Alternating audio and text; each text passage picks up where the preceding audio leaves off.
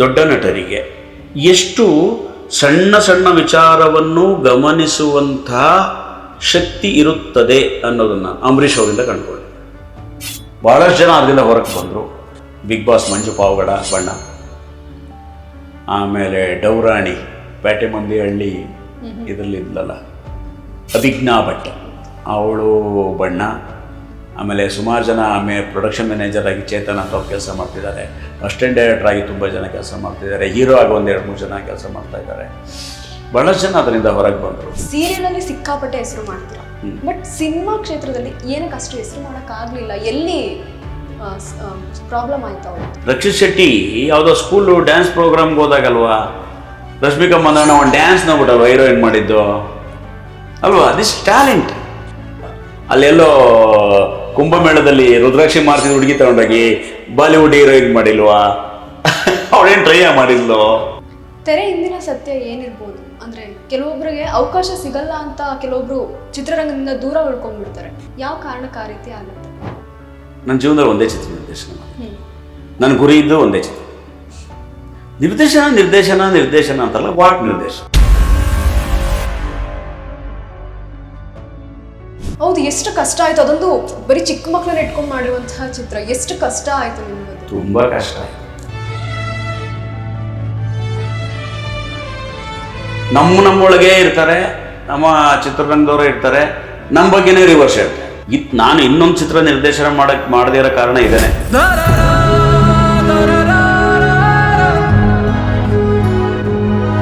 ಇನ್ನು ಲೆಜೆಂಡರಿ ಆಕ್ಟರ್ಸ್ಗಳ ಜೊತೆ ಆಕ್ಟ್ ಮಾಡ್ತಾ ಹೋಗಿದ್ದೀರಾ, ಅವ್ರ ಜೊತೆ ಇದ್ದಂಥ ಬಾಂಧವ್ಯ ಹೇಗಿತ್ತು? ಅದರಲ್ಲಿ ತುಂಬ ನನಗೆ ಮನಸ್ಸಿನ ಆಳಕ್ಕೆ ಕೂತಿದ್ದು ಎಂಥ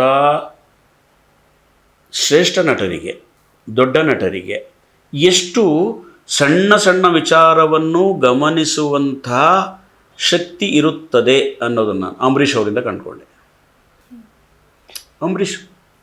ಅಂಬರೀಷ್ ಅವ್ರ ಜೊತೆ ನಾವು ಗೌಡ್ರು ಮಾಡಬೇಕಾದ್ರೆ ಈ ರಂಗೋಲಿ ಸೀರಿಯಲ್ಲ ಬರ್ತಿತ್ತಲ್ಲಮ್ಮ, ಯಾವುದೋ ಸೀನ್ ಜ್ಞಾಪಿಸ್ಕೊಂಡು ಶೂಟಿಂಗಲ್ಲಿ ಕೇಳೋರು, ನಾನು ಇವ್ರು ಯಾಕೆ ನೋಡ್ತಾರೆ ಸೀರಿಯಲ್ ಅಂತ. ಚೆನ್ನಾಗಿ ಮಾಡಿದೆ ಕಣೋ, ಆ ಸೀನ್ ಚೆನ್ನಾಗಿತ್ತು ಕಣೋ, ಏನು ಭಾಳ ಆಡ್ತೀವಲ್ಲ ನೀವು, ಭಾಳ ನಗಿಸ್ತೀವಿ ಕಣೋ, ಇವರೆಲ್ಲ ನೋಡ್ತಾರ. ಅಂದರೆ ಸಣ್ಣ ಸಣ್ಣ ವಿಷಯಗಳನ್ನು ಗಮನಿಸಿದವರೇ ದೊಡ್ಡ ಸ್ಥಾನಕ್ಕೆ ಹೋಗಲು ಸಾಧ್ಯ. ಅರ್ಥ ಆಯ್ತಾ? ಇದನ್ನು ನಾವು ಅಣ್ಣವರ ಬಗ್ಗೆ ಇಂಟರ್ವ್ಯೂನಲ್ಲಿ ತುಂಬ ನೋಡ್ತೀವಿ ನಾವು ಅಲ್ವಾ. ಅವರು ಮೇಕಪ್ ಮ್ಯಾನ್ ಬಗ್ಗೆನೂ ತಲೆ ಕೆಡಿಸ್ಕೊತಿದ್ರು, ಊಟದ ಬಗ್ಗೆ ಎಲ್ಲರಿಗೂ ಒಂದೇ ಊಟ ಕೊಡ್ತಾರ ಅಂತ ನೋಡ್ತಾ ಇದ್ದರು, ಇಲ್ಲೇನೋ ಬೇರೆ ಭೇದ ಭಾವ ಮಾಡ್ತಾರ ನೋಡ್ತಾ ಇದ್ದರು. ಸೊ ನಾನು ಅವಾಗ ಇಂಥ ದೊಡ್ಡವರಿಂದ ನಾವೇನು ಕಲ್ತೀವಿ ಅಂದರೆ, ದೊಡ್ಡ ನಟರಿಂದ ನಾವೇನು ಕಲಿಬೇಕು ಅಂದರೆ, ಸಣ್ಣ ಸಣ್ಣ ವಿಚಾರಗಳನ್ನು ಉಪೇಕ್ಷೆ ಮಾಡಬಾರದು, ಸಣ್ಣ ವ್ಯಕ್ತಿಗಳನ್ನು ಉದಾಸೀನವಾಗಿ ನೋಡಬಾರದು. ಅರ್ಥ ಆಯ್ತಾ? ಸಣ್ಣ ಸಣ್ಣ ವಿಚಾರಗಳ ಬಗ್ಗೆನೂ ಗಮನ ಕೊಡಬೇಕು ಅನ್ನೋದನ್ನು ನಾನು ದೊಡ್ಡ ದೊಡ್ಡ ನಟರುಗಳಿಂದ, ಅಂಬರೀಷ್ ಅಂತವರಿಂದ, ಇನ್ನು ನಮ್ಮ ರಮೇಶ್ ಅರವಿಂದ್ ಅಂತವರಿಂದ, ಈ ನಮ್ಮ ಗೆಳೆಯ ಮಂಡ್ಯ ರಮೇಶ್ ಎಲ್ಲ ಜೊತೆಲಿ ನಾವೆಲ್ಲ ಆ್ಯಕ್ಟ್ ಮಾಡ್ತಾಯಿದ್ವಿ ಸುಮಾರು ಸಿನಿಮಾಗಳಲ್ಲಿ. ಅಲ್ಲೆಲ್ಲ ನಾವು ಕಲಿತಾ ಹೋದ್ವಿ ಇದನ್ನು. ಆಮೇಲೆ ಬಿ ಸರೋಜಾದೇವಿಯವ್ರ ಜೊತೆ ಒಂದು ಸೀರಿಯಲ್ ಮಾಡಿದ್ದೆ ನಾನು. ಅವರು ಒಂದಿಷ್ಟು ಫ್ರೀಯಾಗಿ ಕೂತಾಗ ಒಂದಿಷ್ಟು ಎಂತೆಂಥ ವಿಷಯಗಳನ್ನ ಹೇಳ್ತಾಯಿದ್ರು. ಅವರು ಕಿತ್ತೂರು ಚೆನ್ನಮ್ಮ ಪಾತ್ರ ಮಾಡಿ SS ಆದವರು ನಮ್ಮ ಜೊತೆ ಕೂತ್ಕೊಂಡು ಮಾತಾಡೋರು. ಇಲ್ಲೇ ಬನ್ನಿ ಊಟ ಮಾಡೋಣ, ಇಲ್ಲೇ ಬನ್ನಿ ಈ ಸಾಂಬಾರು ಹಾಕ್ಕೊಳ್ಳಿ, ಸಬ್ಸಾರು ಒಳ್ಳೆಯದು. ಅದು ಏನದು ಅವ್ರಿಗೆ ನೋಡಿ ಎಷ್ಟು ಇದಿರುತ್ತೆ. ನಾವು ಅವ್ರು ಭೇಟಿಯಾಗೋರ್ಗೂ ಗೊತ್ತಿರಲ್ಲ ಅವರ ಉದಾರತನ. ನಾವು ಅವ್ರಿಗೆಲ್ಲ ನಮ್ಮ ಹತ್ರ ಎಲ್ಲಿ ಸೇರ್ತಾರ ಜಂಬನ ಅಂತ ಅಂದ್ಕೊಂಡಿರ್ತೀವಿ. ದೊಡ್ಡವರ ಹತ್ರಕ್ಕೆ ಹೋದಾಗ ಅವರ ವಿಚಾರಗಳು ಗೊತ್ತಾಯ್ತು. ಮಾಸ್ಟರ್ ಹಿರಣ್ಣಯ್ಯನವರು ನಮ್ಮ ಬಣ್ಣ ಅಭಿನಯ ಶಾಲೆಗೆ ಎಷ್ಟಾಗಿ ಕರೆದ್ರು ಬರೋರು, ಬಂದ್ಬಿಟ್ಟು ಹೇಳೋರು, ನನಗೆ ಶಾಲೆ ಮಾಡಬೇಕು ಅಂತ ಆಸೆ ಇತ್ಕೊಳಕಂದ, ನೀನು ಮಾಡಿದೆ, ನೀನು ಯಾವ ಬೇಕಾದ್ರೂ ಕರೆಯೋ ಬರ್ತೀನಿ. ಅದೆಂಥ ದುಡ್ಡುಕೊಂಡ್ರಿ ಮಾಸ್ಟರ್ ಹಿರಣ್ಣಯ್ಯ ಅಂತ ಲೆಜೆಂಡ್ ಅಲ್ಲ ಅವರು. ಈ ರೀತಿಯ ವಿಷಯಗಳನ್ನು ನಾವು ಇವರು ಒಡನಾಟದಲ್ಲಿ ಕಲಿತಾ ನಾವು ಒಂದು ಮೌಲ್ಡ್ ಆಗ್ತಾ ಹೋದ್ವಿ, ಪರಿಪಕ್ವ ಆಗ್ತಾ ಹೋದ್ವಿ. ಅದರಿಂದ ಅಲ್ಲಿ ಬಂದು ಆನಂತರದಲ್ಲಿ 2012 ಸಿನಿಮಾ ಸೀರಿಯಲ್ಲು ಅನ್ನೋದೆಲ್ಲ ಡಲ್ ಆಯಿತು. ಅವಾಗ ನನಗೆ ಅವಕಾಶಗಳು ಕಮ್ಮಿ ಆಯಿತು. ಶೋಗಳಿದ್ದವು. ಶೋ 2015ವರೆಗೂ ಶೋ ಇತ್ತು. 2011-12ಗೆ ಸಿನಿಮಾ ಸೀರಿಯಲ್ ಡಲ್ ಆಯಿತು. ಆವಾಗ ನಾನು ಮತ್ತೆ ಜೀವನೋಪಾಯಕ್ಕೆ ಹೊಟ್ಟೆಪಾಡಿಗೆ ಬೇಕಲ್ಲ, ಆವಾಗ ಬಣ್ಣ ಅಭಿನಯ ಶಾಲೆ ಅಂತ ಒಂದು ಸ್ಕೂಲ್ ಓಪನ್ ಮಾಡಿ, ಅದು ನನ್ನ ಊರಿನ ಕನಸು. ಚನ್ನರಾಯಪಟ್ಟಣದಲ್ಲಿದ್ದಾಗ ಅಲ್ಲಿಯ ಶಾಲಾ ಮಕ್ಕಳಿಗೊಂದು ರಂಗ ತರಬೇತಿ ಶಾಲೆ ಮಾಡಬೇಕು ಅಂತ ಅಂದ್ಕೊಂಡಿದ್ದೆ. ಕಾರಣಾಂತರದಿಂದ ಅಲ್ಲಿ ಮಾಡೋಕ್ಕಾಗಲಿಲ್ಲ. ಇಲ್ಲಿ ಯಾಕೋ ಸಮಯ ಕೂಡಿ ಬಂತು, ಆ ಸಮಯಕ್ಕೂ ಅದು ಹೊಳೀತು. ಆವಾಗ ಹೊಸಕೆರಳ್ಳಿ ಕ್ರಾಸ್ನಲ್ಲಿ ಒಂದು ಜಾಗ ನೋಡಿ ಬಣ್ಣ ಅಭಿನಯ ಶಾಲೆ ಅಂತ ಇಟ್ವಿ 2011. ಈ ಅಭಿನಯ ಶಾಲೆನ ಓಪನ್ ಮಾಡೋದಕ್ಕೆ ಪ್ರೋತ್ಸಾಹ ಕೊಟ್ಟಿದ್ದು ಯಾರು?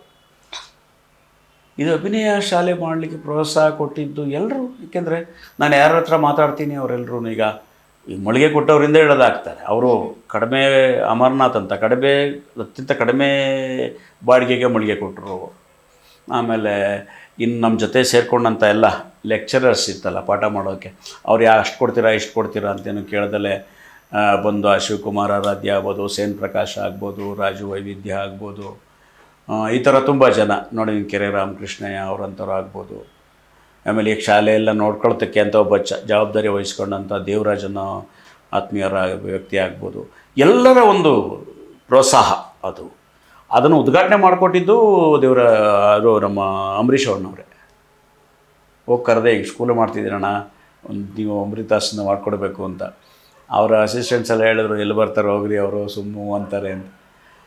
ನೀವು ನಂಬಲ್ಲ, ಭಾನುವಾರ ಓಪನ್ ಆಗಿದ್ದದು, ಡ್ರೈವರ್ಸ್ ಯಾರೂ ಇತ್ತಿಲ್ಲಂತೆ. 7:30 ಮಳೆ ಬರ್ತಿದೆ, ಅವರೇ ಡ್ರೈವ್ ಮಾಡ್ಕೊಂಡ್ಬಂದ್ಬಿಟ್ರು. ಒಬ್ಬರೇ ಬಂದು ಟೇಪ್ ಕಟ್ ಮಾಡಿ ಜೋಬಿಂದ 5,000 ತೆಗೆದು ಮಂಗಳಾರತಿ ತಟ್ಟೆಗೆ ಹಾಕಿ ನನಗೂ ನಮ್ಮ ಮಿಸಸ್ಗೂ ಸ್ವೀಟ್ ತಿನ್ನಿಸಿ ಯಶಸ್ವಿಯಾಗಿ ನಡೀತು ಬಣ್ಣ ಶಾಲೆ. ಒಟ್ಟು ನಾವು 6 ತಿಂಗಳಿಗೊಂದು ಬ್ಯಾಚ್ ಅಂದ್ಕೊಂಡ್ವಿ. ಆಮೇಲೆ ಒಂದು 3 ಮಂತ್ಸ್ಗೊಂದು ಬ್ಯಾಚ್ ಮಾಡ್ತಾ ಬಂದ್ವಿ. ಒಟ್ಟು 35 ಬ್ಯಾಚು ಏನೋ ಆಯಿತು. 35 ಬ್ಯಾಚು 35 ನಾಟಕ. ಪ್ರತಿ ಬ್ಯಾಚ್ಗೂ ಒಂದೊಂದು ನಾಟಕ. ಕಲಾಕ್ಷೇತ್ರ, ನಯನ ರಂಗಮಂದಿರ ಅಲ್ಲಿ ನಾಟಕ. ಭಾಳಷ್ಟು ಜನ ಅದರಿಂದ ಹೊರಗೆ ಬಂದರು. ಬಿಗ್ ಬಾಸ್ ಮಂಜು ಪಾವಗಡ ಬಣ್ಣ, ಆಮೇಲೆ ಡೌರಾಣಿ ಪೇಟೆ ಮಂದಿ ಹಳ್ಳಿ ಇದರಲ್ಲಿ ಇದ್ಲಲ್ಲ ಅಭಿಜ್ಞಾ ಭಟ್, ಅವಳು ಬಣ್ಣ. ಆಮೇಲೆ ಸುಮಾರು ಜನ ಪ್ರೊಡಕ್ಷನ್ ಮ್ಯಾನೇಜರ್ ಆಗಿ ಚೇತನ್ ಅಂತ ಒಬ್ಬ ಕೆಲಸ ಮಾಡ್ತಿದ್ದಾರೆ. ಅಸಿಸ್ಟೆಂಟ್ ಡೈರೆಕ್ಟರ್ ಆಗಿ ತುಂಬ ಜನ ಕೆಲಸ ಮಾಡ್ತಿದ್ದಾರೆ. ಹೀರೋ ಆಗಿ 1-2-3 ಜನ ಕೆಲಸ ಮಾಡ್ತಾಯಿದ್ದಾರೆ. ಭಾಳಷ್ಟು ಜನ ಅದರಿಂದ ಹೊರಗೆ ಬಂದರು. ಆಮೇಲೆ ಯಾವುದಾದ್ರು ಸುದೀಪ್ ಪಿಕ್ಚರ್ ಯಾವುದಮ್ಮ ರೀಸೆಂಟು? ಅಲ್ಲ, ಯಾವುದಪ್ಪ ಅದು, ವಿಕ್ರಾಂತ್ ರೋಣ. ವಿಕ್ರಾಂತ್ ರೋಣದಲ್ಲಿ ಲಾಸ್ಟಿಗೆ ಒಬ್ಬರು PT ಮಾಸ್ಟರ್ ಇದ್ದಾರಲ್ಲ ವಿಲನ್ನು, ಅವರು ಬಣ್ಣ ಸ್ಟೂಡೆಂಟು. ಹಾಂ, ತುಂಬ ಒಳ್ಳೊಳ್ಳೆ. ಆಮೇಲೆ ನಮ್ಮ ಶಿವಾನಂದ ಸಿಂದಿಗೆ ಅಂತ ಒಂದು ಕಾಮಿಡಿ ಕಿಲಾಡಿಗಳೆಲ್ಲ ಮಾಡ್ತಿದ್ದ. ಆಮೇಲೆ ಚಂದನ ಅಂತ ಒಬ್ಬಳು ಸೀರಿಯಲ್ ಎಲ್ಲ ಮಾಡೋ ಹುಡುಗಿ. ಸುಮಾರು ಜನ, ಭಾಳಷ್ಟು ಜನ ಕೊಡುಗೆ ಕೊಟ್ವಿ ಬಿಡು. ಇನ್ನೂ ಭಾಳಷ್ಟು ಬೇರೆ ಬೇರೆ ಸ್ಟೂಡೆಂಟ್ಗಳು ಬೇರೆ ಬೇರೆ ಸ್ತರದಲ್ಲಿ ನಮ್ಮ ಬಣ್ಣ ಅಭಿನಯ ಶಾಲೆಯಿಂದ ಮುಂದೆ ಬಂದರು. ಇತ್ತೀಚೆಗೆ ಒಂದು ಸಿನಿಮಾ ಬಿಡುಗಡೆ ಆಯಿತು, ಗದಾ ಕೇಸರಿ ಅಂತೇಳಿ. ಒಂದು ಒಳ್ಳೆ ಚಿತ್ರ, ಆಂಜನೇಯನ ಗದೆಯ ಬಗ್ಗೆ ಕಥೆ ಇರ್ತಕ್ಕಂಥ ಒಂದು ಸಿನಿಮಾ. ಅದರ ಹೀರೋ ಕೂಡ ನಮ್ಮ ಬಣ್ಣ ಅಭಿನಯ ಶಾಲೆ ವಿದ್ಯಾರ್ಥಿ ರಾಜ್ಚರಣ್ ಬ್ರಹ್ಮಾವರ್ ಅಂತೇಳಿ. ಅವರು 25ನೇ ಬ್ಯಾಚಿನ ವಿದ್ಯಾರ್ಥಿ. ಅವರು ಈ ಹಿಂದೆ ಕೂಡ ಒಂದು ಸಿನಿಮಾ ಮಾಡಿದರು. ಆ ಸಿನಿಮಾ ಕೂಡ ನಾನು ನೋಡಿದ್ದೆ, ಭಾಳ ಚೆನ್ನಾಗಿತ್ತು. ಅದಾದಮೇಲೆ ಇವರು ಗದಾ ಕೇಸರಿ ಮಾಡಿದ್ರು. ನಾನು ಆ ಸಿನಿಮಾ ನೋಡಿದೆ, ನಮ್ಮ ಶಿಷ್ಯನ ಸಿನಿಮಾ ಹೇಗಿರುತ್ತೆ ಅಂತ. ತುಂಬ ಚೆನ್ನಾಗಿ ಅಭಿನಯಿಸಿದ್ರು. ಅವಳಿಗೆ ಮುಂದೆ ಅವ್ರಿಗೆ ಒಳ್ಳೆಯ ಫ್ಯೂಚರ್ ಇದೆ. ಅದಾದಮೇಲೆ ಅಕ್ಷಯ್ ನಾಯಕ್ ಅಂತ ಒಬ್ಬ ಹುಡುಗ, ಅವನು ಸುಮಾರು ಸೀರಿಯಲ್ಗಳು ಮಾಡ್ತಿದ್ದ. ಇತ್ತೀಚೆಗೆ ಅವನು ಕೂಡ ಚಿತ್ರಗಳಲ್ಲಿ ಮಾಡ್ತಾಯಿದ್ದಾನೆ. ಇನ್ನೊಬ್ಬರು ದಿವ್ಯಾ ಅಂತೊಬ್ಬರು, ಅವರು ಸೀರಿಯಲ್ ಎಲ್ಲ ಮಾಡ್ತಾರೆ, ಸಿನಿಮಾಗಳೆಲ್ಲ ಮಾಡ್ತಾರೆ. ಮತ್ತು ಇನ್ನೊಬ್ಬಳು ಚೈತ್ರ ಅಂತ ಒಂದು ಹುಡುಗಿ, ಅವಳು ಕಾಂತಾರ ಫಸ್ಟಲ್ಲೆಲ್ಲ ಮಾಡಿದ್ದಾಳೆ. ಅವಳು ಸುಮಾರು ಪಿಕ್ಚರ್ ಮಾಡಿ. ಈ ಥರ ಸುಮಾರು ಸ್ಟೂಡೆಂಟ್ಗಳು ನಮ್ಮ ಬಣ್ಣದಿಂದ ಬಂದರು. ಅದೊಂದು ಹೆಮ್ಮೆ. ಒಂದು ಅಡಿಪಾಯ ಆಗಿದೆ ಅನ್ಸುತ್ತೆ ಅಭಿನಯ ಶಾಲೆ. ಹೌದು, ಆ ಅಭಿನಯ ಶಾಲೆಯಲ್ಲಿ ನಾವು ಮಾಡ್ತಿದ್ದಿದ್ದೇ, ಅಲ್ಲಿ ತಯಾರಿ ಮಾಡ್ತಿದ್ದಿದ್ದೇ ಈ ವಿಚಾರವಾಗಿ. ಅಂದರೆ ಒಂದು ಪ್ರಮುಖವಾಗಿ ಒಂದು ಅಭಿನಯ, ಒಬ್ಬ ನಟನಾಗಲಿಕ್ಕೆ ಆ ವಿದ್ಯಾರ್ಥಿ ಏನೇನು ಸಾತ್ವಿಕ ಗುಣಗಳನ್ನು ಅಳವಡಿಸ್ಕೊಳ್ಬೇಕು ನಾವು ಹೇಳಿ, ಅವನ ಅಭಿನಯದ ಓರಣ ಪೂರ, ಅವನು ಕೇವಲ ಅಭಿನಯದ ಬಗ್ಗೆ, ಅವ್ರ ಬಾಡಿ ಲ್ಯಾಂಗ್ವೇಜ್ ಇರ್ಬೋದು, ಫೇಸ್ ಎಕ್ಸ್ಪ್ರೆಷನ್ ಇರ್ಬೋದು, ಆಮೇಲೆ ವಾಯ್ಸು ಮಾಡ್ಯುಲೇಷನ್ ಇರ್ಬೋದು, ಈ ರೀತಿ ಬಗ್ಗೆ ಅದ್ರ ಬಗ್ಗೆನೇ ಕೇಂದ್ರೀಕರಿಸ್ತಿದ್ವಿ. ನಮ್ಮಲ್ಲೊಂದು ವಿಶೇಷ ಅಂದರೆ ಎಷ್ಟೇ ಜನ ಸ್ಟೂಡೆಂಟ್ ಇರಲಿ, ಇಂಡಿವಿಜುವಲ್ ನಾವು ಅವ್ರನ್ನ ಗಮನಿಸ್ತಾ ಇದ್ವಿ. ಆದರೆ ಆ ಬಣ್ಣ ಅಭಿನಯ ಶಾಲೆಯ ಬಗ್ಗೆ ಆ ಕೊನೆಗೆ ವಿದ್ಯಾರ್ಥಿಗಳಿಗೆ ಆಸಕ್ತಿ ಕಮ್ಮಿ ಆಗೋ ಕಾರಣ ಏನಂದರೆ ಸಾತ್ವಿಕ ವಿದ್ಯಾರ್ಥಿಗಳು ಮಾತ್ರ ಬರ್ತಿದ್ರು. ಇನ್ನು ಕೆಲವು ವಿದ್ಯಾರ್ಥಿಗಳು ಸರ್ ಟೆಲಿಫಿಲಮ್ ಮಾಡ್ತೀರಾ, ನೀವು ಬೇರೆ ಸಿನಿಮಾಗಳು ಶೂಟ್ ಮಾಡಿಕೊಡ್ತೀರಾ, ಅಥವಾ ನಿಮ್ಮ ಹತ್ರ ಹಾರ್ಸ್ ರೈಡಿಂಗ್ ಇದೆಯಾ, ಈ ಥರದ್ದೆಲ್ಲ ಬರೋಕ್ಕೆ ಶುರುವಾದ. ನಾವು ಇಟ್ಟಿದ್ದು ಕೇವಲ ಅವರು ಏನೇನು ಅಳವಡಿಸ್ಕೋಬೇಕು, ಅವ್ರ ಮುಖದ ಅಭಿನಯ ಆಗಿರಬೇಕು, ಯಾವ್ಯಾವ ಪಾತ್ರಕ್ಕೆ ಯಾವ ಇನ್ವಾಲ್ವ್ ಆಗಬೇಕು, ಇದನ್ನು ಮಾತ್ರ ನಾವು ಹೇಳ್ಕೊಡ್ತೀವಿ ಅಂತ ಮಾಡಿದ್ದು. ಬಟ್ ಇತ್ತಿನ ಆಧುನಿಕ ಸಲಕರಣೆಗಳನ್ನ ಒದಗಿಸ್ಕೊಡೋ ಅಷ್ಟು ಜಾಗನೂ ಅಲ್ಲಿರಲಿಲ್ಲ, ಅಷ್ಟೊಂದು ಬಂಡವಾಳನೂ ನಮ್ಮ ಹತ್ರ ಇರಲಿಲ್ಲ. ಆ ಕಾರಣಕ್ಕಾಗಿ ಅದರ ಸದುಪಯೋಗವನ್ನು ಎಷ್ಟು ಜನ ವಿದ್ಯಾರ್ಥಿಗಳಿಗೆ ಸಾಧ್ಯವೋ ಅಷ್ಟು ಜನ ಮಾತ್ರ ಬಳಸ್ಕೊಳ್ಳಿಕ್ಕೆ ಅನುಕೂಲ ಆಯಿತು. ಭಾಳ ಚೆನ್ನಾಗಿ ನಡೀತು, ಭಾಳ ಸಾತ್ವಿಕವಾಗಿತ್ತು. ಕೊನೆಗೀಗ ಈ ರೀಲ್ಸ್ ಬಂತಲ್ಲಮ್ಮ, ಈ ರೀಲ್ಸ್ ಎಲ್ಲ ಬಂದ್ಬಿಟ್ಟು ನಾವು ಬಣ್ಣಗೆ ಸ್ವಲ್ಪ ತೊಂದರೆ ಆಯಿತು. ಆವಾಗ ತಲೆ ಕೆಡಿಸ್ಕೊಳ್ಳಿಲ್ಲ. 2024 ಜನವರಿಗೆ ಕ್ಲೋಸ್ ಮಾಡಿ ಎಂಡ್ ಮಾಡಿ ಶಾಲೆ. ಇನ್ನು ಅಪ್ಪಾಜಿ, ನೀವು ಸೀರಿಯಲಲ್ಲಿ ಸಿಕ್ಕಾಪಟ್ಟೆ ಹೆಸರು ಮಾಡ್ತೀರಾ, ಬಟ್ ಸಿನಿಮಾ ಕ್ಷೇತ್ರದಲ್ಲಿ ಏನಕ್ಕೆ ಅಷ್ಟು ಹೆಸರು ಮಾಡೋಕ್ಕಾಗಲಿಲ್ಲ? ಎಲ್ಲಿ ಪ್ರಾಬ್ಲಮ್ ಆಯ್ತಾ ಹೋಯ್ತು? ಪ್ರಾಬ್ಲಮ್ ಏನಾಗಿಲ್ಲ. ನಾನೀಗಾಗಲೇ ಹೇಳಿದ್ನಲ್ಲ, ಕುಟುಂಬ ಅಲ್ಲಿತ್ತು. ನಾನು ಓಡಾಡ್ಕೊಂಡು ಬಂದು ಮಾಡುವಾಗ ಎಷ್ಟು ಸಿನಿಮಾ ಮಾಡ್ತೀಯಾ? ಅರ್ಥ ಆಯ್ತಾ?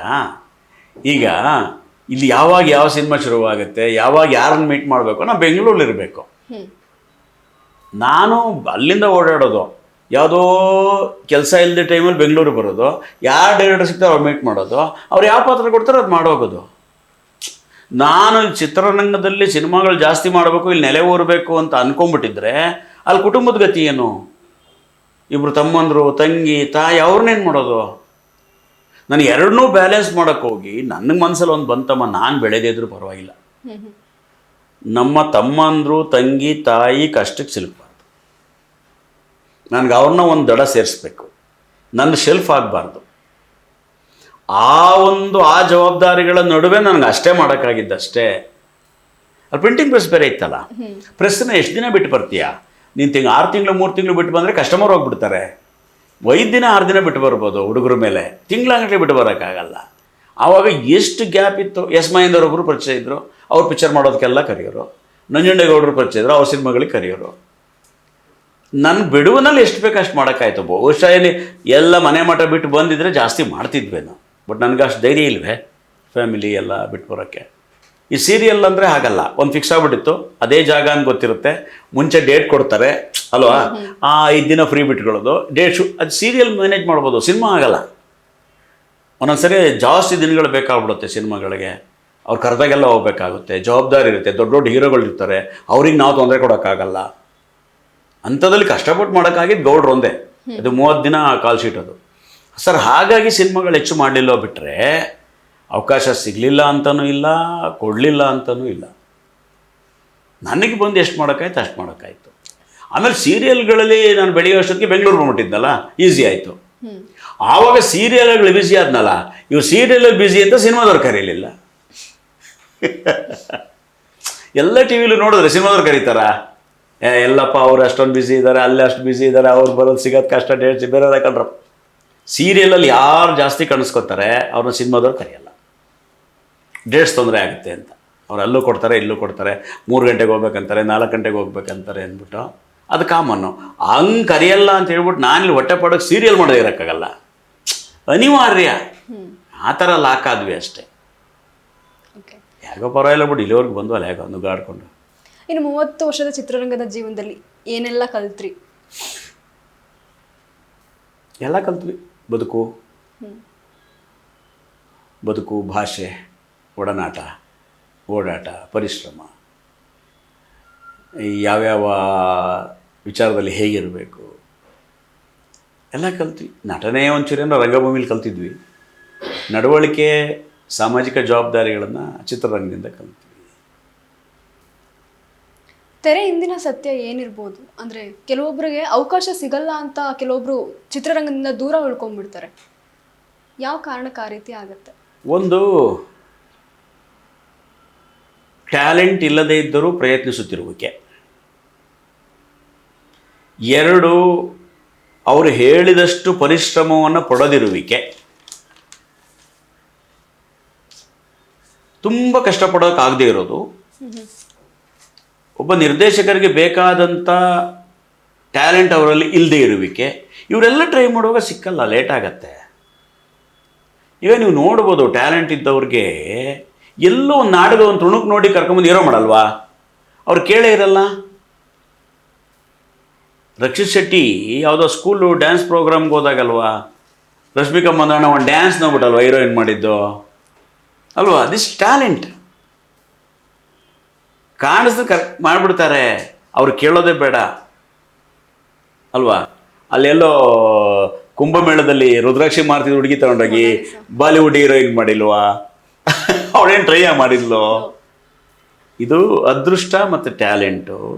ಇನ್ನೊಂದು ಕಡೆ ಇದೆ, ನಮ್ಮ ಜ್ಯೋತಿಷ್ಯ ಶಾಸ್ತ್ರದಲ್ಲಿ ಬರುತ್ತೆ, ಈ ಬರೀ ಆಸೆ ಹುಟ್ಸೋಕ್ಕೆ ಅಂತ ಒಂದಿಷ್ಟು ಗ್ರಹಗಳಿದ್ದಾವೆ ಆಯಿತಾ, ಅವಕಾಶ ಕೊಡ್ಸೋಕ್ಕೆ ಅಂತ ಒಂದಿಷ್ಟು ಗ್ರಹಗಳಿದ್ದಾವೆ. 9 ಗ್ರಹದಲ್ಲಿ ಬರೀ ಆಸೆ ಹುಡ್ಸೋಕೆ ಒಂದು 3 ಗ್ರಹಗಳು, ಅವಕಾಶ ಕೊಡ್ಸೋಕೆ ಒಂದು 3.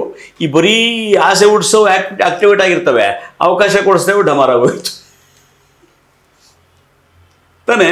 ಹೌದು. ಆ ಥರ ಆದಾಗ ತೆರೆ ಹಿಂದೆ ಏನು ಸತ್ಯನೂ ಇಲ್ಲ ಸುಳ್ಳು ಇಲ್ಲಮ್ಮ. ಯಾರಿಗೆ ಅದೃಷ್ಟ ಇದೆ, ಯಾರು ಟ್ಯಾಲೆಂಟ್ ಇದ್ದಾರೆ ಅವ್ರಿಗೆ ಅವಕಾಶ ಡಮ್ ಅಂತ ಸಿಗ್ತದೆ ಅಷ್ಟೇ. ಈಗ ಹೇಳಲಿಲ್ವಾ ಸಂಕ್ರಾಂತಿಯಲ್ಲಿ ಅವ್ರು ಯಾರೋ ಸರಿಯಾಗಿ ಮಾಡಲಿಲ್ಲ, ನನಗೆ ಕರೆದ್ರು. ರಂಗೋಲಿಯಲ್ಲಿ ಯಾರೋ ಪಾತ್ರ ಮಾಡಬೇಕಾಯ್ತು, ಅವ್ರಿಗೆ ಫೋನ್ ಮಾಡಿದ್ರು, ಫೋನ್ ಎತ್ತಲಿಲ್ಲ, ನನಗೆ ಕರೆದ್ರು. ಇನ್ನೇನಿದೆ ಅಲ್ಲಿ ಅಲ್ವಾ. ಅದು ಕರೆಕ್ಟಾಗಿ ನಾವು ಹೊಂದ್ಕೊಂಡು ನುಗ್ಗು ಬಿಡೋ ಥರ ಇರಬೇಕಷ್ಟೇ, ಇನ್ನೇನಿಲ್ಲ. ಇಲ್ಲಿ ಒಂದು ಕಡೆ ಒಟ್ಟಿನಲ್ಲಿ ನಿಲ್ಲಬಾರ್ದು, ಹೋಗ್ತಾ ಇರ್ಬೋದು, ಹರಿವ ನೀರಾಗಿರ್ಬೇಕು. ಓಕೆ ಅಪ್ಪಾಜಿ, ನಾನೊಂದಷ್ಟು ಮೂವಿ ಮತ್ತು ಸೀರಿಯಲ್ ಹೆಸರು ಹೇಳ್ತಾ ಹೋಗ್ತೀವಿ, ನಿಮಗೇನು ಅನ್ಸುತ್ತೋ ಅದನ್ನು ಹೇಳಿ. ಹೇಳಮ್ಮ. ಬಾನಾಡಿ ನೀವೇ ನಿರ್ದೇಶಿಸಿ ನಿರ್ಮಿಸಿರುವಂತಹ ಚಿತ್ರ. ಅದೊಂದು ಜೀವನದಲ್ಲಿ ಮರೆಯಲಾಗದಂಥ ಒಂದು ಗ್ರಂಥ ಅಂತ ಹೇಳ್ಬೋದು. ಕನ್ನಡ ಭಾಷೆಯ ಬಗ್ಗೆ, ತಾತ ಮತ್ತು ಮೊಮ್ಮಕ್ಕಳ ಬಾಂಧವ್ಯದ ಬಗ್ಗೆ ಮಾಡಿದಂಥ ನನ್ನ ಜೀವನದಲ್ಲಿ ಒಂದೇ ಚಿತ್ರ ನಿರ್ದೇಶನ ಮಾಡಿದ್ದೆ. ನನ್ನ ಗುರಿ ಇದ್ದು ಒಂದೇ ಚಿತ್ರ. ನಿರ್ದೇಶನ ಅಂತಲ್ಲ, ವಾಟ್ ನಿರ್ದೇಶನ ಏನಿದೆ ಅದರಲ್ಲಿ. ಅದು ಬಾನಾಡಿ ಸಿಕ್ತು. 2ನೇ ಸಿನಿಮಾಗೂ ನಾನು ಟ್ರೈ ಮಾಡೋಕ್ಕೆ ಹೋಗಲಿಲ್ಲ. ಅದರಲ್ಲೇ ರಾಜ್ಯ ಪ್ರಶಸ್ತಿ ಎಲ್ಲ ಪಡ್ಕೊಂಡ್ರಿ. ಅದು ರಾಷ್ಟ್ರ ಪ್ರಶಸ್ತಿ, ರಾಜ್ಯ ಪ್ರಶಸ್ತಿ ಎಲ್ಲ ಬಂತು. ನಿರ್ದೇಶಕನ ಗೋಳೇನು ಅಂತ ಗೊತ್ತಾಯಿತು, ಆ ಗೋಳು ಬೇಡ. ಹೌದು, ಎಷ್ಟು ಕಷ್ಟ ಆಯಿತು. ಅದೊಂದು ಬರೀ ಚಿಕ್ಕ ಮಕ್ಕಳನ್ನ ಇಟ್ಕೊಂಡು ಮಾಡಿರುವಂತಹ ಚಿತ್ರ, ಎಷ್ಟು ಕಷ್ಟ ಆಯಿತು ನಿಮ್ಗೆ? ತುಂಬ ಕಷ್ಟ ಆಯಿತು, ತುಂಬ ಕಷ್ಟ. ಏಕೆಂದರೆ ಒಂದು ಕಡೆ ಕಥೆಯ ಒಳಹೊಕ್ಕುವಿಕೆ, ಮಕ್ಕಳನ್ನು ಒಗ್ಗೂಡಿಸುವಿಕೆ, ಇದರ ನಡುವೆ ನಿರ್ಮಾಪಕರ ಜೊತೆಯ ಒಡನಾಟ, ಅಲ್ಲಿ ಆಗುವಂತಹ ಚರ್ಚಾ ಗೊಂದಲಗಳು, ಇನ್ನೂ ನಮ್ಮ ಟೆಕ್ನಿಷಿಯನ್ಸ್ ಇರ್ತಾರಲ್ಲ ಅವ್ರ ಜೊತೆ ಒಡನಾಟ, ಅವ್ರ ಜೊತೆ ಗೊಂದಲಗಳು, ಅವ್ರ ಜೊತೆ ವ್ಯತ್ಯಾಸಗಳು, ನಮ್ಮೊಳಗೆ ಇರ್ತಾರೆ, ನಮ್ಮ ಚಿತ್ರರಂಗದವರೇ ಇರ್ತಾರೆ, ನಮ್ಮ ಬಗ್ಗೆನೇ ರಿವರ್ಸ್ ಹೇಳ್ತಾ ಇರ್ತಾರೆ. ನಾನು ಇನ್ನೊಂದು ಚಿತ್ರ ನಿರ್ದೇಶನ ಮಾಡದೇ ಇರೋ ಕಾರಣ ಇದೇನೆ. ಅದನ್ನು ಇವತ್ತೇ ಫಸ್ಟು ನಾನು ಇಂಟರ್ವ್ಯೂನಲ್ಲಿ ಹೇಳ್ತಾ ಇದ್ದೀನಿ. ನಾವು ಯಾರನ್ನೋ ಕರ್ಕೊಂಬರ್ತೀವಿ ಟೆಕ್ನಿಷಿಯನ್ನ, ಸರ್ ಇವರು ನೀವು ಮಾಡಿರಿ ಈ ಥರ ಪಿಕ್ಚರ್ ಮಾಡಿ, ಅವರು ನಮ್ಮ ಬಗ್ಗೆ ಉಲ್ಟಾ ಹೇಳ್ತಾರೆ ಪ್ರೊಡ್ಯೂಸರ್ ಹತ್ರ. ಇದು ಯಾವ ಸಿಮೆ ಇದು ಅನಿಸ್ಬಿಡ್ತು, ನನಗೆ ಬೇಜಾರಾಯಿತು. ನಾವು ಕರ್ಕೊಂಬಂದು ಅವಕಾಶ ಕೊಟ್ಟವರು ನಮ್ಮ ಬಗ್ಗೆ ಕೇಳ್ತಿರ್ಲಿಲ್ಲ ಪ್ರೊಡ್ಯೂಸರ್, ಅದು ಬೇರೆ ವಿಚಾರ. ಹೇಳಿದ್ದಂತೂ ಸತ್ಯನಾ? ನನಗೆ ಅಲ್ಲಿ ಬೇಜಾರಾಯಿತು. ನಮ್ಮವರೇ ನಮಗೆ ಕೊಡಲಿ ಪೆಟ್ಟು ಹಾಕುವ ರಂಗವ ಇದು, ಆ ನಿರ್ದೇಶನ ಕ್ಷೇತ್ರವಾ? ಅಲ್ಲಿ ಬೇಜಾರಾಯಿತು. ಈ ಥರ ಒಂದು ಬೇಜಾರು, ಇದು ಮೇಯ್ನ್ ಬೇಜಾರು. ಇನ್ನು ಸಣ್ಣ ಮಕ್ಕಳು ಯಾರು ಆರ್ಟಿಸ್ಟ್ ಎಲ್ಲ ಓಕೆ, ಎಲ್ಲ ಕೋಆಪ್ರೇಷನ್ ಕೊಟ್ಟರು. ಯಾವುದೇ ಆರ್ಟಿಸ್ಟು ದತ್ತಣ್ಣಯಿಂದ ಹಿಡಿದು ರಾಜೇಶ್ ಅವರಿಂದ ಹಿಡಿದು ಅಭಿನಯಿಂದ ಹಿಡಿದು ನಾವು ಕರೆದ ಸಮಯಕ್ಕೆ ಬಂದು ಕೊಟ್ಟಷ್ಟು ಸಂಭಾವನೆಗೆ ಒಪ್ಪಿಕೊಂಡು ತುಂಬ ಪ್ರೋತ್ಸಾಹ ಕೊಟ್ಟರು. ಎಲ್ಲೋ ಕೆಲವು ತಾಂತ್ರಿಕ ವಿಭಾಗದವರು ಈ ರೀತಿ ಮಾಡಿದ್ರು, ಬೇಜಾರಾಯಿತು ನನಗೆ. ಏನು ಅವರು ಪ್ರೊಡ್ಯೂಸರ್ ಹೇಳೋದು, ಅಲ್ಲ ನಿಮ್ಮ ಇಂಡಸ್ಟ್ರಿ ಅಂತೀರಾ, ನೀವೇ ಕರ್ಕೊಂಬರ್ತೀರಾ, ನೀವೇ ಅವರೇ ಬಂದು ಹಿಂಗೆ ಹೇಳಿದ್ರಲ್ರಿ ನಿಮ್ಮ ಬಗ್ಗೆ. ನಾನು ನಂಬಲಿಲ್ಲ, ಅದು ಬೇರೆ ವಿಚಾರ ಬಂದು ಹೇಳಿದ್ರಲ್ರಿ. ಬೇಜಾರಾಗುತ್ತೆ. ಈ ರೀತಿ ಕಹಿ ಅನುಭವಗಳ ಜೊತೆಯಲ್ಲಿ ಒಂದು ಒಳ್ಳೆಯ ಚಿತ್ರವಾಗಿ ಪ್ರಶಸ್ತಿ ತಗೊಂಡು ಎಲ್ಲ ಮೆಚ್ಚುಗೆಗೆ ಕಾರಣ ಆದಂಥ ಈ ಕಾಲದಲ್ಲೂ ಕೂಡ ಎಂತಹ ಕಠಿಣ ಹೃದಯದವನು ಚಿತ್ರಮಂದಿರದ ಹೊರಗೆಂದ ಬರಬೇಕಾದ್ರೆ ಕಣ್ಣೀರಿನೊಂದಿಗೆ ಬರುತ್ತಾನೆ ಎಂದು ನಿರೂಪಿಸಿದ ಚಿತ್ರ ಬಾನಾಡಿ. ಎಂಥ IAS ಆಫೀಸರ್ ಆಗಿರಲಿ ಅಳದೆ ಬರ್ತಾ ಇರಲಿಲ್ಲ. ಬಹಳ ವರ್ಷಗಳಿಂದ ಈಚೆಗೆ ಒಳ್ಳೆಯ ಅನುಭವ, ಭಾಳ ಖುಷಿ ಕೊಡ್ತು ಬಿಡಮ್ಮ. ಜೀವನದಲ್ಲಿ ಸಾರ್ಥಕ ಆಗ್ಬಿಡ್ತು. ನಂದೇನು ಆಸೆ ಇತ್ತಂದರೆ, ನಾನು ಪುಟ್ಟಣ್ಣ ಮತ್ತು ಶಂಕರ್ನಾಗ್ ಅವರು ನನಗೆ ಮಾನಸಿಕ ಗುರುಗಳು. ಅವ್ರ ಜೊತೆ ಕೆಲಸ ಮಾಡೋಕ್ಕಾಗಲಿಲ್ಲ, ಮಾನಸಿಕ ಗುರುಗಳು. ನನಗೊಂದು ಆಸೆ ಇತ್ತು, ನಾನು ಪುಟ್ಟಣ್ಣ ಮತ್ತು ಶಂಕರ್ನಾಗ್ ಅವರ ಥರ ಒಂದು ಚಿತ್ರ ನಿರ್ದೇಶನ ಮಾಡಬೇಕು. ಶಂಕರ್ನಾಗ್ ಅವರು ಪ್ರಥಮ ಚಿತ್ರಕ್ಕೆ ಅವಾರ್ಡ್ ತೊಗೊಂಡಿದ್ದಾರೆ, ಪುಟ್ಟಣ್ಣನವರು ಬೆಳ್ಳಿ ಮೋಡ ಪ್ರಥಮ ಚಿತ್ರಕ್ಕೆ ಅವಾರ್ಡ್ ತೊಗೊಂಡಿದ್ದಾರೆ, ಶಂಕರ್ನಾಗ್ ಕೂಡ ಮಿಂಚಿನ ಓಟಕ್ಕೆ ಅವಾರ್ಡ್ ತೊಗೊಂಡಿದ್ದಾರೆ. ನಾನು ಮೊದಲನೇ ಸಿನಿಮಾ ಮಾಡಿ ಒಂದು ಅವಾರ್ಡ್ ತೊಗೊಂಡ್ಬಿಟ್ರೆ ನೆಕ್ಸ್ಟ್ ಸಿನಿಮಾನೇ ಡೈರೆಕ್ಷನ್ ಮಾಡದೇ ಇದ್ದರೂ ಪರವಾಗಿಲ್ಲ. ಸಂಕಲ್ಪ, ನಮ್ಮ ಜ್ಯೋತಿಷ್ ಶಾಸ್ತ್ರದಲ್ಲಿ ಸಂಕಲ್ಪ ಅಂತೀವಿ ಇದನ್ನು. ಆ ಥರ ಒಂದು ಸಂಕಲ್ಪ ಮಾಡ್ಕೊಂಬಿಟ್ಟೆ. ಮಾಡಿಕೊಂಡು ಆ ನಿಟ್ಟಿನಲ್ಲಿ ಕಷ್ಟಪಟ್ಟೆ. ಶಂಕರ್ನಾಗ್ ಅವರು ನನ್ನ ಕನಸಿಗೆ ಕೂಡ ಬಂದಿದ್ದರು. ಆ ಸಂದರ್ಭದಲ್ಲಿ ಕನಸಿನಲ್ಲಿ ಬಂದು ನನಗೆ ಪ್ರೇರಣೆ ನೀಡಿದ್ರು ಶಂಕರ್ನಾಗ್ ಅವರು. ಆ ಒಂದು ನಿಟ್ಟಿನಲ್ಲಿ, ಯಾಕೆಂದರೆ ನಾನು ಅಸಿಸ್ಟೆಂಟ್ ಡೈರೆಕ್ಟರ್ ಕೆಲಸ ಮಾಡಿಲ್ಲ, ಎಲ್ಲೂ ಯಾರದ್ರೂ ನಾನು ಅಸಿಸ್ಟೆಂಟ್ ಡೈರೆಕ್ಟರ್ ಕೆಲಸ ಮಾಡಿಲ್ಲ. ಸಂಕ್ರಾಂತಿ ಮಾಡ್ಬೇಕಾದ್ರೆ ನಾಗಾಭರಣ ಅವರಿಂದ ತಿರುಗಾಡ್ಕೊಂಡು ನೋಡ್ಕೋತಿದ್ದೆ ಅಷ್ಟೇ, ಹೆಂಗೆ ಮಾಡ್ತಾರೆ ಏನಂತ ಬರೀ ನೋಡ್ಕೊಂಡಿದ್ದು. ನಾನು ಅಧಿಕೃತವಾಗಿ ಕೆಲಸಕ್ಕೆ ಸೇರಿಲ್ಲ. ಈ ಬರೀ ಬರವಣಿಗೆಯ ಒಂದು ಟ್ಯಾಲೆಂಟ್ನ ಮೇಲೆ, ನನಗೆ ಗೊತ್ತಿರತಕ್ಕಂಥ ಅಭಿನಯದ ಟ್ಯಾಲೆಂಟ್ ಮೇಲೆ ಫ್ರೇಮು ಗೇಮು ನಾನೇನು ಕಲ್ತಿಲ್ಲ. ನನಗೆ ಹೆಂಗೆ ಇಷ್ಟ ಬಂತು ಹಂಗೆ ಫ್ರೇಮ್ ಇಡಿಸಿದ್ದೀನಿ. ಅದಕ್ಕೆ ಅತ್ಯುತ್ತಮ ಮಕ್ಕಳ ಚಿತ್ರ ರಾಜ್ಯ ಪ್ರಶಸ್ತಿ ಬಂತಲ್ಲ, ಧನ್ಯೋಸ್ಮಿ. ಸಿನಿಮಾನು ಬೇಡ, ಇದು ಬೇಡ. ಆವಾಗ ನಾನು ಬೇರೆ ಕ್ಷೇತ್ರ ಕಡೆ ಬರಬಿಡುವುದಲ್ಲೇ. ಇನ್ನು ಜಗತ್ ಕಿಲಾಡಿಗಳು. ಜಗತ್ ಕಿಲಾಡಿ ಒಳ್ಳೆ ಸಿನಿಮಾ. ಅಲ್ಲಿ ಚಿಕ್ಕಣ್ಣ ಡೈರೆಕ್ಟ್ರು, ಟಿ ಚಿಕ್ಕಣ್ಣ ಅಂತ ಹೇಳೋರು, ನಿಮಗೆ ಗೊತ್ತಿಲ್ಲ ಅನಿಸುತ್ತೆ. ಅವರು ರಾಜ್ಕುಮಾರ್ ಕಂಪ್ನಿಯಲ್ಲಿದ್ದವರು. ರಾಜ್ಕುಮಾರ್ ಕಂಪ್ನಿಯಲ್ಲಿ ಅಸಿಸ್ಟೆಂಟ್ ಡೈರೆಕ್ಟರ್ ಆಗಿದ್ದವರು ಸುಮಾರು ಚಿತ್ರಗಳಿಗೆ. ಅವರು ಒಂದು ಪಿಕ್ಚರ್ ಮಾಡ್ತಾರೆ, ಜಗತ್ ಕಿಲಾಡಿ ಅಂತೇಳಿ. ಗಾಂಧಿನಗರದಲ್ಲಿ ಚಿದಂಬರ ಶೆಟ್ಟರು ಅಂತೇಳಿ ಒಂದು ಆಫೀಸು. ಆ ಆಫೀಸಲ್ಲಿ ಅವರು ಪ್ರೊಡ್ಯೂಸರ್. ಯಾವಾಗಲೂ ಅವ್ರ ಆಫೀಸ್ಗೆ ಹೋಗಿ ಅವಕಾಶ ಕೇಳ್ತಿದ್ದೆ, ಪ್ರೊಡ್ಯೂಸರ್ ಅಂತ. ಅವ್ರು ಚಿಕ್ಕಣ್ಣವ್ರಿಗೆ ಪರಿಚಯ ಮಾಡ್ಕೊಂಡ, ನೋಡ್ರಿ ಪಾಪ ಚಂದ್ರಾಪಟ್ಟಣದಿಂದ ಬರ್ತಾರೆ ಹುಡುಗ. ಆವಾಗ ಒಂದು ಇವರು ಡಬಲ್ ಆ್ಯಕ್ಟಿಂಗ್, ಜಗ್ಗೇಶ್ ಅವರು ಹೆಡ್ ಕಾನ್ಸ್ಟೇಬಲು, ನಾವು ಜೊತೆ ಕಾನ್ಸ್ಟೇಬಲ್ಗಳು. ಆ ಒಂದು ಕಾಮಿಡಿ ಪಾತ್ರ. ಜಗ್ಗೇಶ್ ಅವ್ರು ಲಿಟ್ರಲಿ ಕೇಳಿದ್ರು, ಎಷ್ಟು ಸಿನಿಮಾ ಅಂದು? 50 ಮಾಡಿದ್ದೀರಾ ಅಂದರು. ಇಲ್ಲ ಸರ್, ಇದು 3ನೇ ಸಿನಿಮಾ. ಹೆಂಗ್ರಿ, ನಾನು ಅಲ್ಲಿಂದ ಬಂದು ಹೆಂಗೆ ಮಾಡೋದು ನೀವು? ನನ್ನ ರೇಂಜ್ಗೆಲ್ಲ ಮಾಡ್ತೀರಾ? ಗುಡ್ ಬಂದವ್ರಿಗೆ. ಅಲ್ಲೇ ಮಂಡ್ಯ ರಮೇಶ್ ಪರಿಚಯ ಆಗಿದ್ದು. ನಾನು ಸರಿಗಮ ವಿಜಿ, ಮಂಡ್ಯ ರಮೇಶ್ ತುಂಬ ಆತ್ಮೀಯನಾಗಿದ್ದು. ಬಾಲಕೃಷ್ಣ ಅವ್ರ ಸ್ಟುಡಿಯೋದಲ್ಲಿ ಶೂಟಿಂಗ್ ನಡೀತಿತ್ತು. ಒಂದು ಒಳ್ಳೆಯ ಅನುಭವ, ಒಂದಿಷ್ಟು ಕನೆಕ್ಷನ್ನು ಬೆಳೀತು. ಅದರಲ್ಲಿ ಇನ್ನೂ ಯಾರು, ತಾರಾ ಅವರು ಇದ್ರ ಅಂತ, ಸುಮಾರು ಜನ ಆರ್ಟಿಸ್ಟ್ಗಳಿದ್ದರು ಜಗತ್ ಕಿಲಾಡಿಯಲ್ಲಿ. ಒಳ್ಳೆ ಚಿತ್ರ, ಒಳ್ಳೆಯ ಅನುಭವ. ಇನ್ನು ಹಾಲು ತುಪ್ಪ. ಹಾಲು ತುಪ್ಪ, ಗಡ್ಡಪ್ಪ, ಸೆಂಚುರಿ ಗೌಡ್ರು. ಅಯ್ಯೋ, ಎಕ್ಸ್ಟ್ರಾಡಿನರಿ ಅನುಭವ ಕಣಮ್ಮ ಅದು. ಒಂದು ರೀತಿ ಹೇಳ್ತೀನಿ, ಆ ಸಿನಿಮಾ ಸಿಕ್ಕಿದೆ ಅದೃಷ್ಟ ಅಂತ. ಆ ಸಿನಿಮಾ ಕಮರ್ಷಿಯಲಾಗಿ ಗೆಲ್ಲದೆ ಇರ್ಬೋದು, ಗೊತ್ತಿಲ್ಲ. ನಮ್ಮ ದೊಡ್ಡ ಮನೆ ವೆಂಕಟೇಶ್ವರ ಪ್ರೊಡ್ಯೂಸರು, ಅವ್ರು ತುಂಬ ಆತ್ಮೀಯವಾಗಿ ಕರೆದು ಒಂದು ಪಾತ್ರ ಕೊಟ್ಟಿದ್ದರು. ನಮ್ಮ ಸ್ನೇಹಿತರು, ಡೈರೆಕ್ಟ್ರು ಕೂಡ ನಮ್ಮ ಸ್ನೇಹಿತರು. ಒಳ್ಳೆ ಸಿನಿಮಾ ಅದು. ಆದರೆ ಕಾರಣಾಂತರದಿಂದ ತಿಥಿ ಅದು ಸಮೀಕರಣವಾಗಿ ಬಂದಿದ್ದರಿಂದ ಸ್ವಲ್ಪ ಕ್ಲ್ಯಾಶ್ ಆಯ್ತನೋ ಗೊತ್ತಿಲ್ಲ. ನನಗಲ್ಲಿ ಸೆಂಚುರಿ ಗೌಡ ಮತ್ತು ಗಡ್ಡಪ್ಪನ ಅಂದರೆ ಒಡನಾಟ.